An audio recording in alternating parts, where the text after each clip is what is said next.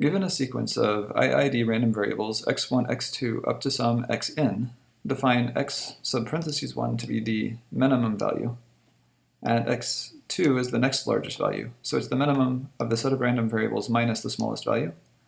And then x3 is the next largest value, so it's the minimum of the n values minus the smallest 2, and so on, all the way down to xn, which would be the minimum of all the values minus the first n minus 1 smallest values, or in other words is the maximum value. So x1, x2, x3 up to xn are the same numerical values as x1 to xn, except for they're in increasing order.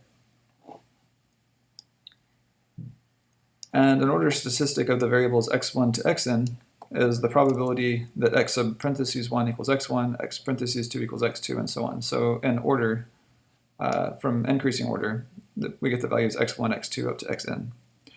And of course, these numbers are for x1 less than x2, less than so on up to xn. So whenever x sub parentheses 1 equals x1 and x sub parentheses 2 equals x2, and so on, there are n factorial ways for this to occur, because the random variables x1, x2, x3 up to xn must take the values little x1, little x2 up to little xn, but there's n factorial ways that we could permute the outcomes.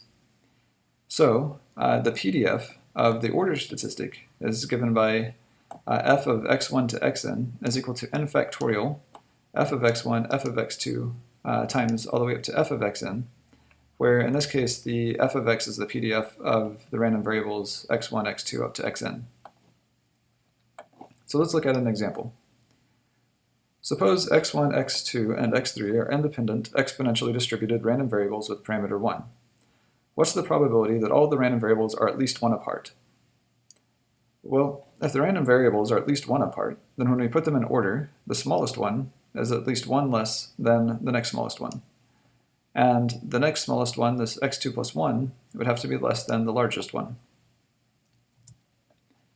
And the PDF of these random variables, f of x1, x2, x3, is 3 factorial times the PDF of each one. So e to the negative x1 is the PDF of, you could say x1, and then e to the minus x2, and then e to the minus x3.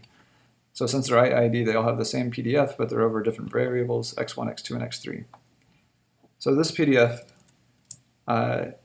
is non-zero only whenever 0 is less than x1, is less than x2, is less than x3, because the random variables must be in order, and in increasing order. So given these conditions, we can integrate to find the probability. So we'll integrate from 0 to infinity x1, and then x2 would have to be at least 1 larger than x1, so we're going to integrate from x1 plus 1 to infinity, x2. And then x2 has to be at least 1 larger than x1, so we're going to integrate from x2 plus 1 to infinity dx3 of the PDF, which is 3 factorial e to the minus x1, e to the minus x2, e to the minus x3. And if we pull out the parts of the function that don't depend on the integral, we can pull the 6 or the 3 factorial all the way up to the front.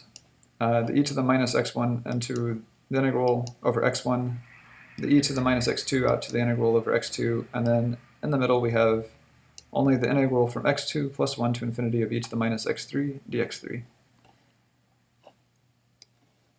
After this point, it's just standard integration. So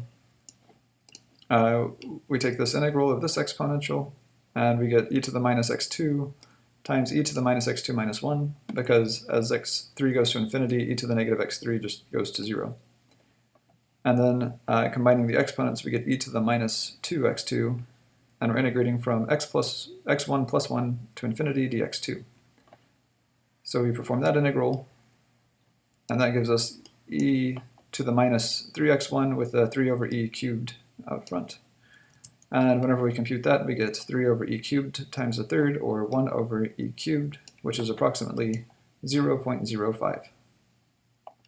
So these order statistics give you a way to find distances between different random variables with continuous distributions.